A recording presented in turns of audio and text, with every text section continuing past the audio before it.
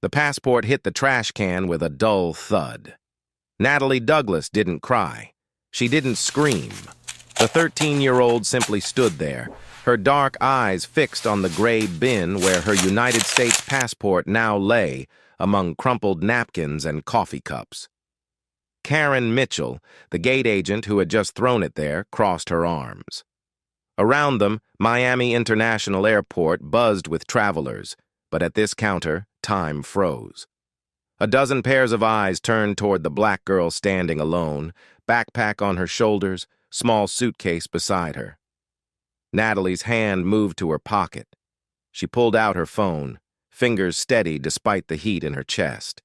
She pressed record, pointed the camera at the trash, and whispered, "Let them see." In 28 minutes, people across the terminal would know her name. Karen Mitchell's 15-year career would end. The airline itself would face what it had tried to hide for years. But right now, Natalie just waited. 30 minutes earlier, Natalie had walked through the automatic doors of Miami International Airport like any other middle schooler. Gray hoodie slightly too big, jeans worn at the knees, sneakers scuffed. The rolling suitcase behind her was small and practical. Nothing suggested wealth or power. That was the point. Her mother, Diane Douglas, had planned this carefully. "You'll go alone," Diane had said 3 days earlier.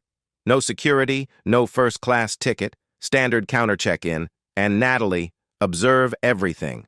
Douglas Holdings owned 34% of the airline's stock, buried in corporate filings, hidden behind shell companies. For 8 months, Diane had collected evidence. 47 cases of black and brown passengers subjected to extra scrutiny, denied boarding, or publicly humiliated. Case 48 was about to unfold.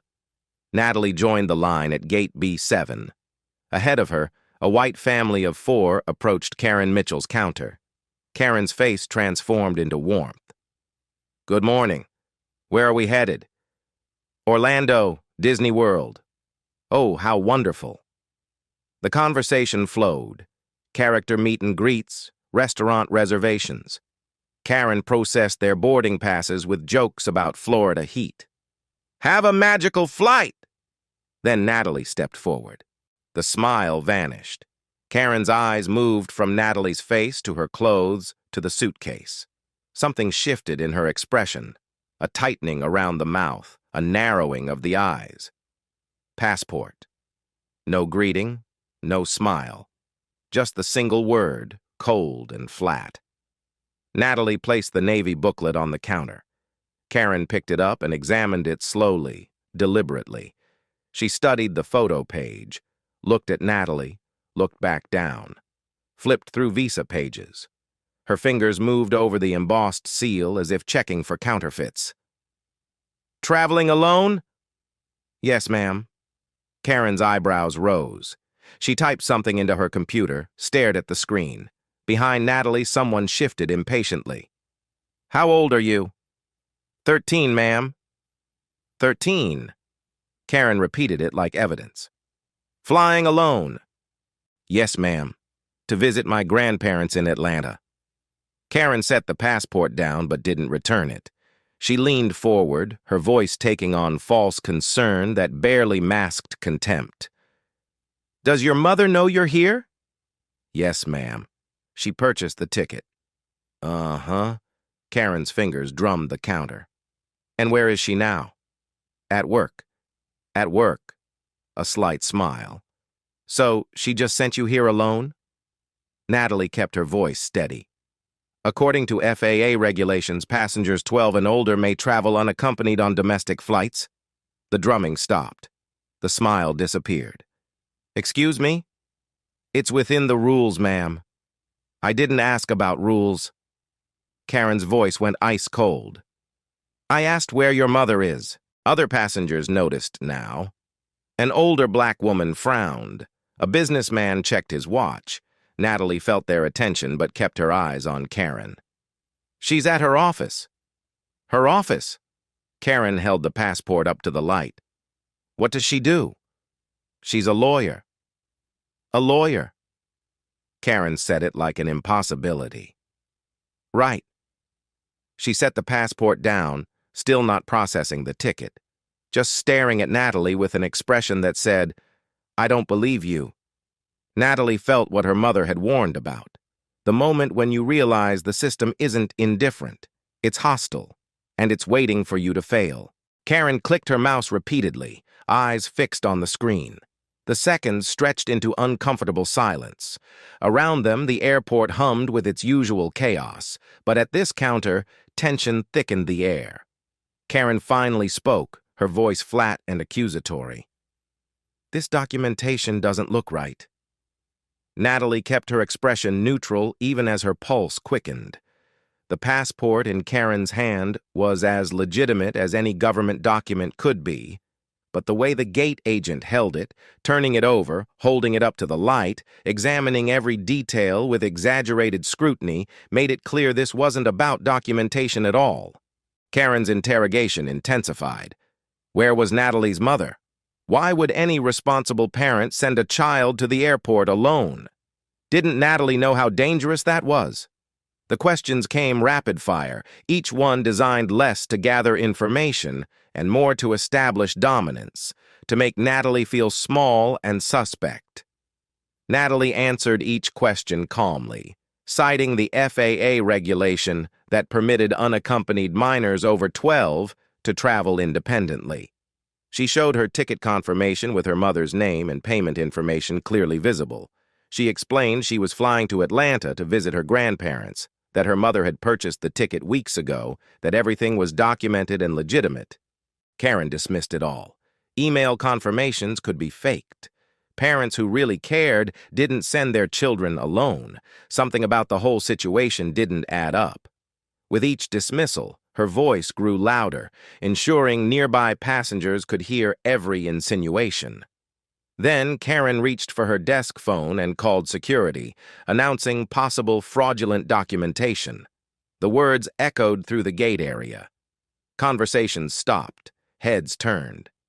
Natalie felt the weight of dozens of eyes suddenly upon her, a 13-year-old black girl standing alone, being publicly accused. Natalie's hands trembled slightly as she held her phone, but her voice remained steady. She asked under what authority she was being detained, noting that she was in a public area and hadn't violated any posted regulations. If Karen suspected a crime, she needed to articulate specific probable cause. The question seemed to ignite something in Karen. Her face flushed deep red. She demanded to know how a 13-year-old knew legal terminology, why Natalie was being so difficult, whether she understood that refusing to cooperate with airline personnel was itself a federal offense. Rick Johnson arrived then, a security officer in his 50s with the weathered expression of someone who'd seen every kind of airport drama. He asked what was happening. Karen immediately reframed the situation, claiming Natalie was uncooperative, disrespectful, trying to board with suspicious documents. Rick examined the passport, ran it through his handheld scanner that connected directly to State Department databases. The device beeped once, clearly. He looked at Karen and stated simply that the passport was legitimate, that everything checked out. Karen's knuckles whitened around the document. She insisted the machine could be wrong, that the photo looked altered, that the whole story was suspicious. Her voice rose with each objection, desperation bleeding through the authority she was trying to maintain. Rick's response was quiet but firm. The scanner didn't lie. The passport was valid. Natalie watched Karen's face cycle through emotions, frustration giving way to anger, anger giving way to something that looked almost like panic. The panic of someone who had gone too far and now faced the choice of backing down or doubling down. In Natalie's experience, people like Karen never chose to back down. They always made it worse. And Karen was about to prove that rule absolutely correct. Karen's hand moved to her radio, her voice carrying across the gate area. "Security to Gate B7. Minor with suspected fraudulent documentation. Possible identity theft. Need immediate assistance." The words hit like a physical blow, not questions anymore, accusations. Natalie felt the atmosphere shift instantly. Curious glances hardened into suspicious stares. Passengers stepped back as if trouble might be contagious. An older black woman, 3 people back, shook her head slowly, sympathy and helplessness mixed in her expression. She'd seen this before. But no one moved. No one spoke. The invisible rules held them frozen. Don't get involved, don't make it worse. Don't become the next target. Karen stood, positioning herself between Natalie and the gate, arms crossed in absolute authority. She addressed the growing crowd with practiced concern, explaining irregularities in the passport, how the story didn't make sense, how she was protecting everyone's safety. Each word painted Natalie not as a passenger, but as a threat. Rick looked uncomfortable but said nothing. He'd verified the passport's authenticity, but he wouldn't override a gate agent in front of witnesses. That wasn't how the hierarchy worked. He positioned himself to the side, waiting for backup, for someone higher up to make the decision he wouldn't make. Natalie's hands went cold, despite the terminal's warmth. Her mother had prepared her for hostility, for questions, for resistance. But watching a grown woman systematically destroy her credibility in front of strangers, feeling their judgment pressing down, nothing could have prepared her for this specific powerlessness. Karen leaned forward, voice lowered to create false intimacy. She asked where Natalie really got the passport. She suggested that if Natalie was in trouble, if someone was forcing her, now was the time to speak up. She painted scenarios: trafficking, runaways, children used as pawns, each more sinister than the last, each designed to cement in observers' minds that this black girl must be a victim or perpetrator, certainly not just a passenger. The implications were clear, even unspoken. What kind of mother lets her daughter travel alone? What kind of family doesn't value supervision? What kind of people raise children who talk back to authority? Natalie thought of her mother's Harvard law degree, of 3 generations of Douglas family civil rights attorneys, of her grandmother who marched with John Lewis, of the fact that Karen stood in a terminal partly owned by the family she was humiliating. None of that mattered now. In this moment, Natalie was just a black girl with a backpack. Karen was the white woman with a radio, uniform, and full institutional authority. Natalie pulled out her phone slowly, carefully, movements visible and non-threatening. She opened the camera and began recording, holding it at waist level, pointed at Karen and the trash can. Karen's eyes narrowed. "Put that away." Natalie kept recording and spoke clearly despite her racing heart. She stated the date, time, location. She described Karen throwing her valid passport in the trash, calling security, accusing her of identity theft without probable cause. Karen's mask cracked. "You do not have permission to record me!" Natalie cited First Amendment rights to record public officials in public spaces. TSA guidelines permitted photography in non-secure airport areas. As a gate agent, Karen represented both the airline and federal transportation security, making this interaction public interest. Every word was correct, every citation accurate, and every syllable made Karen angrier. "You think you're so smart." Karen's voice went cold and sharp. "You think knowing legal terms makes you special. I've worked in this industry since before you were born. I've seen every scam, every fake ID, every scheme. And you know what I see? A child who's been coached. Someone taught you what to say." She stepped closer, invading Natalie's space aggressively without being overtly physical. "Real passengers don't act like this. Real families don't operate like this. And real 13-year-olds don't lecture adults about law." The subtext was deafening. "You're not real. Your papers might be valid, but you don't belong. You don't fit who gets to travel freely, who gets believed, who gets treated with dignity." The crowd had grown. Some filmed, others whispered. A few looked angry on Natalie's behalf, but no one intervened. Everyone waited for someone else to step forward. Tears burned behind Natalie's eyes, but she refused to let them fall. Crying would confirm every stereotype Karen invoked. Crying would make her look like a child instead of a person defending her rights. Instead, Natalie lowered her phone and composed a text with shaking fingers. Brief, clinical, addressed to Mom. Phase 2, confirmed. Full escalation, video attached. Recommend Phase 3. She hit send. Then she looked at Karen with calmness she didn't feel. I'd like to speak to your supervisor. Karen's smile was thin and cold. He's already on his way. What neither knew, what Karen couldn't know, was that in 18 minutes, Tom Bradley would arrive, and 6 minutes after that, the PA system would crackle with an announcement that would change everything. But now, standing in the wreckage of her dignity, surrounded by strangers who watched but didn't help, Natalie understood what her mother had tried to explain. These systems weren't broken. They worked exactly as designed. The cruelty wasn't a bug. It was a feature. These procedures seemed to target only one group, but they had no idea who they were dealing with.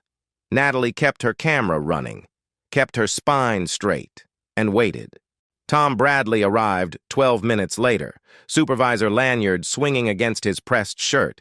45, clean cut, the kind of middle manager who handled problems efficiently and quietly.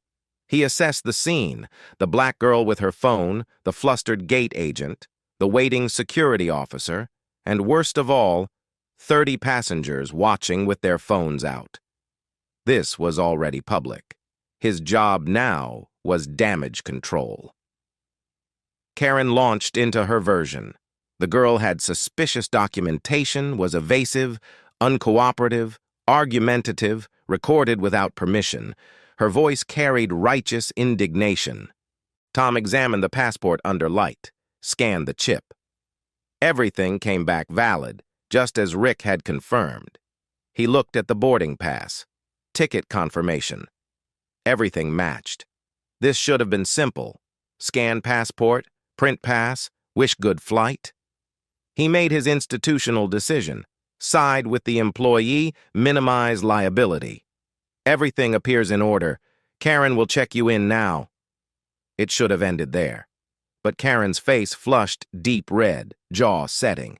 I'm invoking my security assessment authority. I'm not comfortable processing this passenger. Something's not right, and I have the obligation to refuse boarding if there's a safety concern. Tom's stomach dropped. The security clause was meant for genuine threats, intoxicated, aggressive, clear danger. Not this. But technically, Karen was within her rights, and if he overrode her and something happened, his career was over. He tried compromise. Karen, I really think, if you force me to process this passenger, I'll file a formal report that I was overridden on legitimate security concerns. That management pressured me to ignore protocol. Her voice was low, but carried in the silence. Do you want to be responsible if something goes wrong? It was a trap. Karen had cornered herself and was dragging him in. Back her, complicit in discrimination. Override her. Gamble his job on a teenager's word against a 15-year employee. The system offered two choices, both bad. He chose the one protecting him. Let's review this in private. Tom gestured toward the back office. If we could all just... No. The word came from Natalie, quiet but absolute. Every head turned. I'm not going into a private room. Anything discussed happens here, in public view, with witnesses. Tom felt control slipping. Young lady, I'm trying to help. By taking me away from cameras? Where it's your word and hers against mine? Natalie's eyes met his. No, thank you. The crowd shifted, murmuring. Phones angled for better footage. This was escalating exactly wrong. Karen stepped forward, addressing the audience.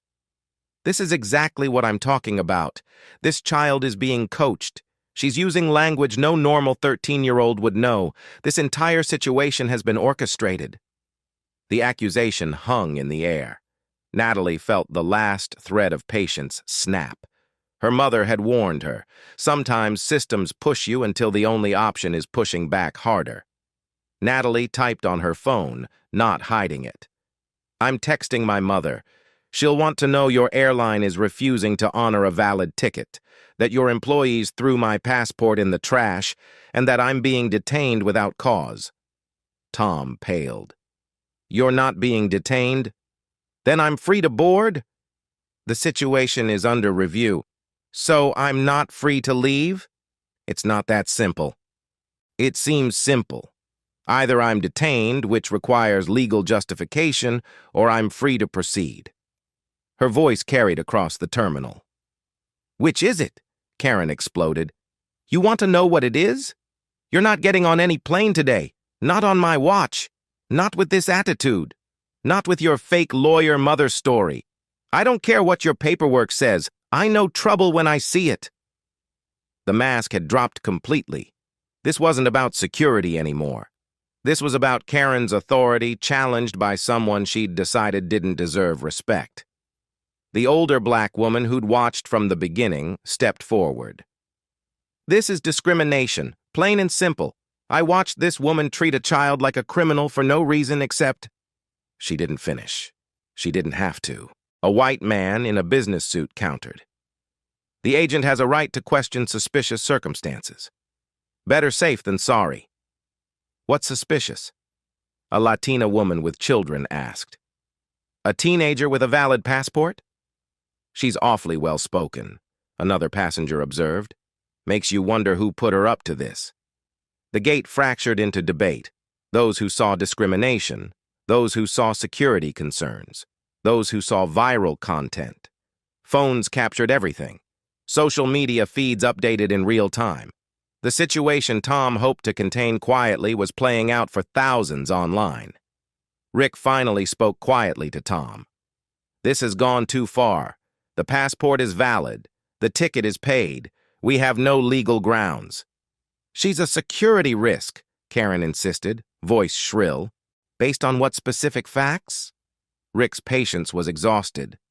Every document checked out. Her behavior hasn't been threatening. She's been calmer than most adults I deal with.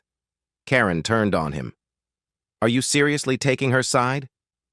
I'm observing facts, and we're 30 seconds from this becoming a much bigger problem. He was right. Tom felt it. The moment tipping from local incident to national story. He needed to de-escalate. But Karen's expression showed she wasn't interested. Too deep, too invested, too angry to back down. Natalie's phone buzzed. She glanced at the screen, and something changed in her expression. Recognition. The look of someone who knows the cavalry is coming. My mother is on her way. She'll be here in approximately 15 minutes. Perhaps we should wait for her arrival. The words were polite, but Tom heard the threat. This child's mother was coming, probably with a lawyer, possibly with media.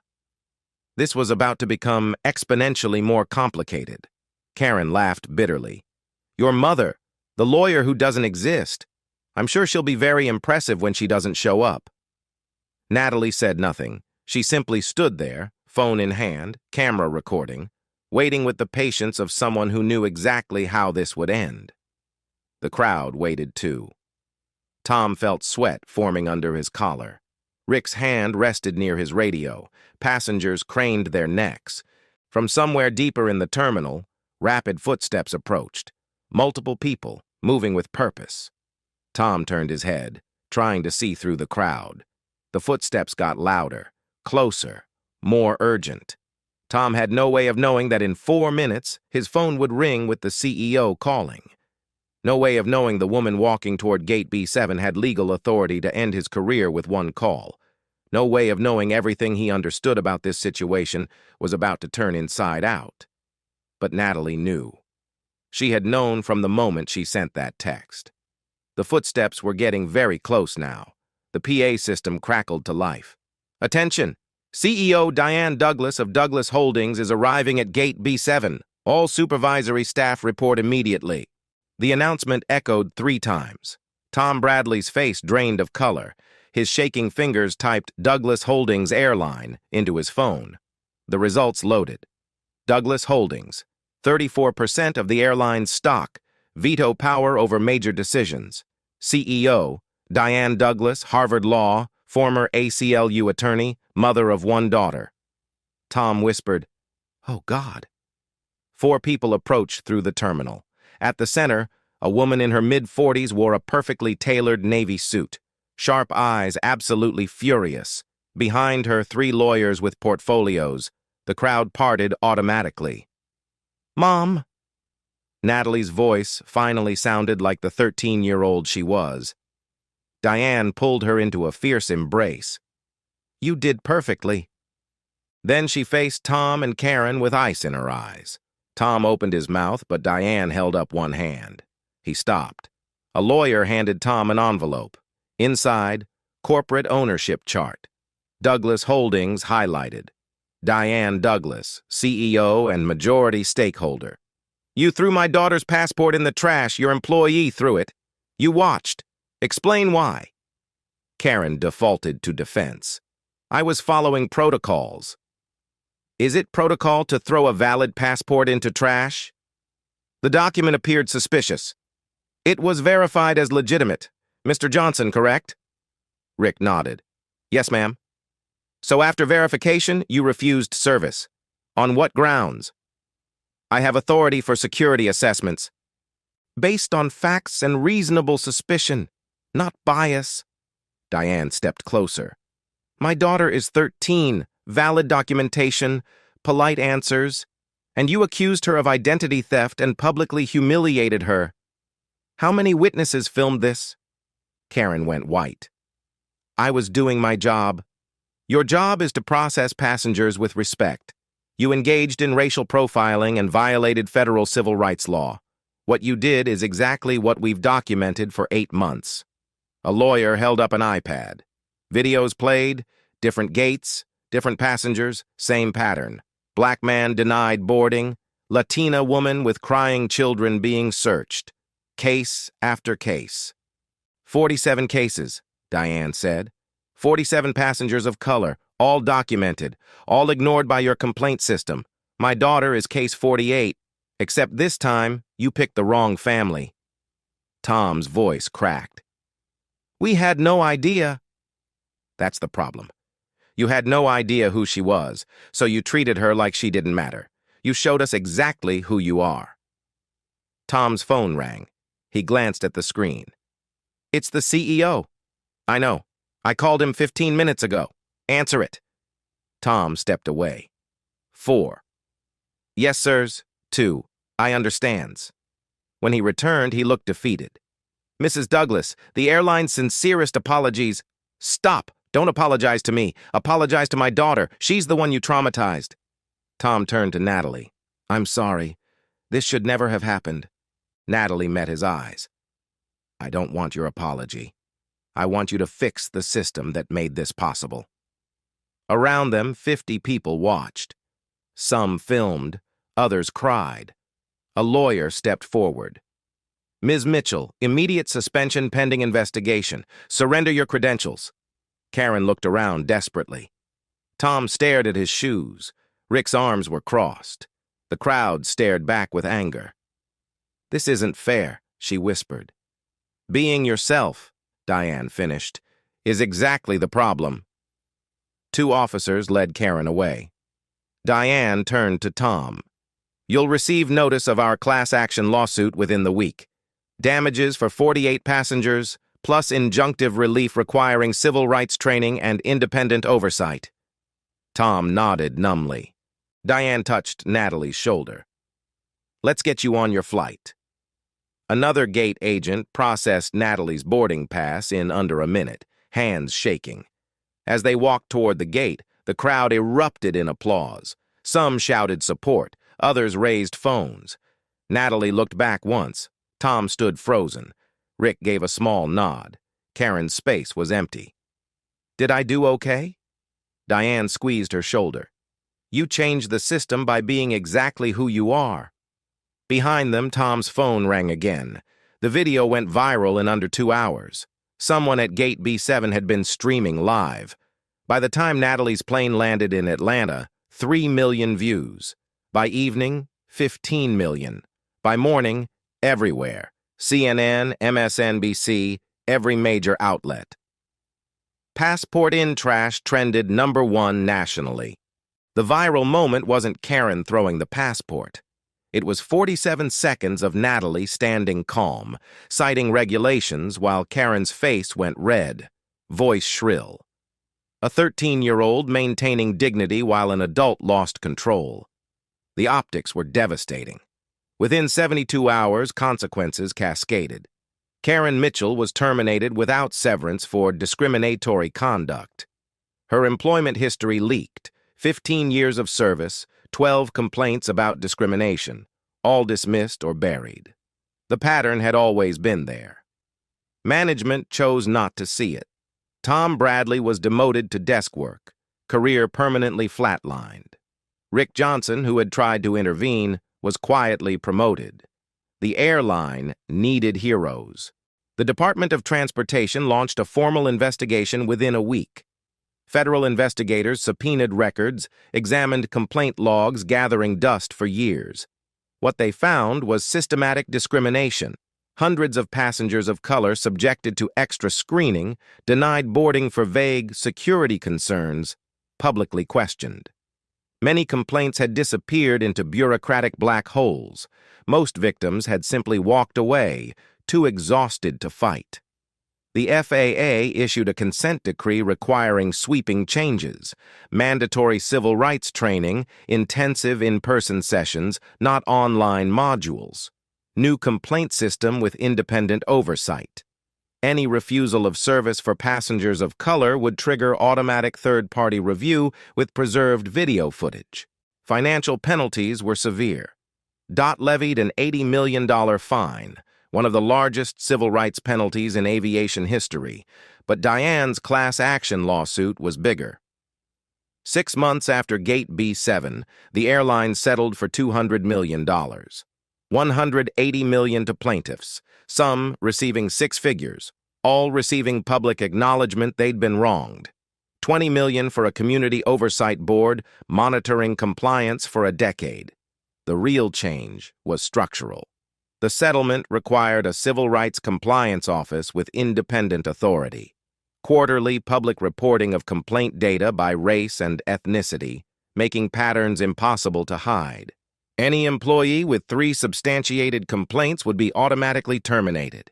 Other airlines, watching nervously, implemented similar policies preemptively. No one wanted to be the next viral video. The entire industry confronted what it had ignored for decades. Karen's name became a cautionary tale in corporate training, an example of how bias, unchecked authority, and institutional enablement could cost hundreds of millions. Her LinkedIn disappeared. Social media went dark. Other airlines rejected her applications immediately. Her termination was flagged in industry databases. Her 15-year career was gone.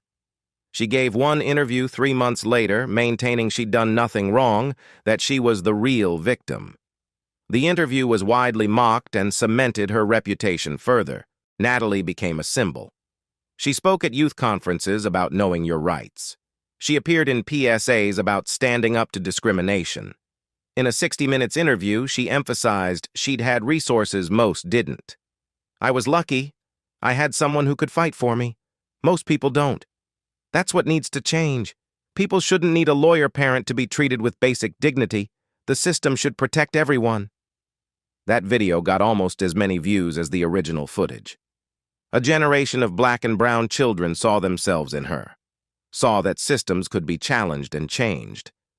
Miami International Airport installed a plaque near the main entrance after a year of pressure. "Respect every passenger, 0 tolerance for discrimination." Small, easy to miss. But Natalie saw it when she returned a year later and smiled. The system hadn't been dismantled. Discrimination hadn't ended, but a crack had opened. Light was getting in. And that, Diane taught her, was how change happened. Not in grand gestures, but in moments when ordinary people refused to accept the unacceptable and forced institutions to face what they'd ignored. Karen's career was over. More importantly, the system that had protected people like her for decades was irreparably damaged. That was justice. 1 year after Gate B7, Natalie stood before 300 high school students at the National Youth Civil Rights Summit in Washington. 14 now, taller, voice stronger. I was terrified that day, she said, standing there while a woman threw my passport in the trash, while people stared while no one helped. I wanted to disappear. She paused. But my mother taught me that fear doesn't mean powerlessness. Knowledge is armor. Understanding your rights doesn't make you disrespectful. It makes you prepared.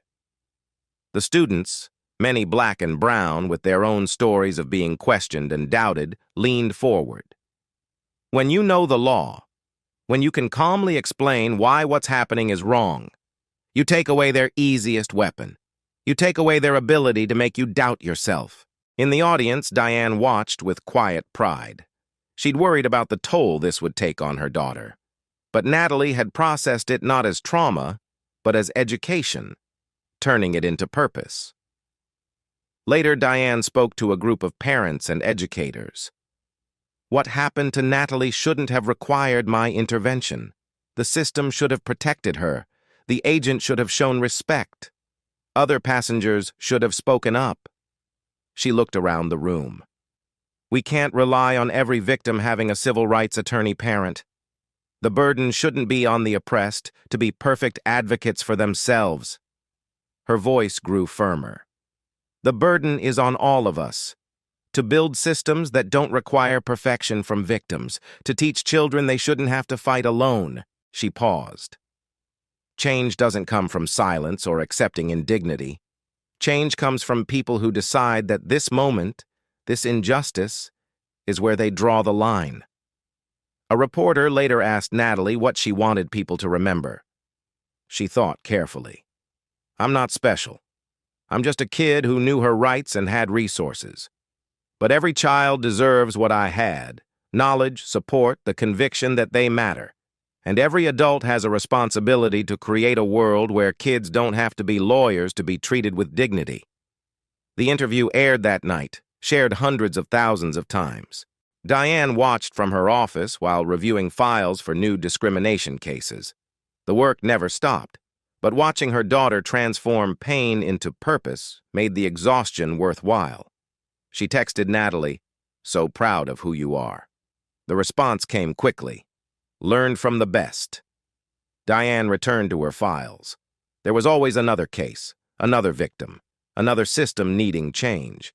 But tonight, she believed the world her daughter would inherit might be slightly better. Not because of grand gestures, but because of moments, small, cumulative moments, when people chose dignity over silence, justice over convenience, change over comfort. That was how you built a better world. One fight at a time, one voice at a time, one child brave enough to say, "This isn't right." And sometimes, the world listened. If you've ever been treated unfairly because of your skin color, at an airport, in a store, anywhere, know this: you are not alone and you are not powerless. Document it. Film it if safe. Write down names, times, witnesses. Your story deserves to be heard, but you shouldn't carry that burden alone. Parents, teach your children their rights, not because they should have to defend themselves against discrimination, but because knowledge is armor. Teach them the law. Teach them to stand tall. Teach them that demanding dignity isn't disrespect, it's survival. And teach them they don't need to be perfect victims. They don't need flawless composure while being humiliated. The burden of proof isn't on them. It's on the systems that failed them and the adults who did nothing. To bystanders, those who see injustice in film but don't speak up, your silence is a choice. When you watch a child mistreated and do nothing, when you see discrimination and call it not your business, you become part of the problem.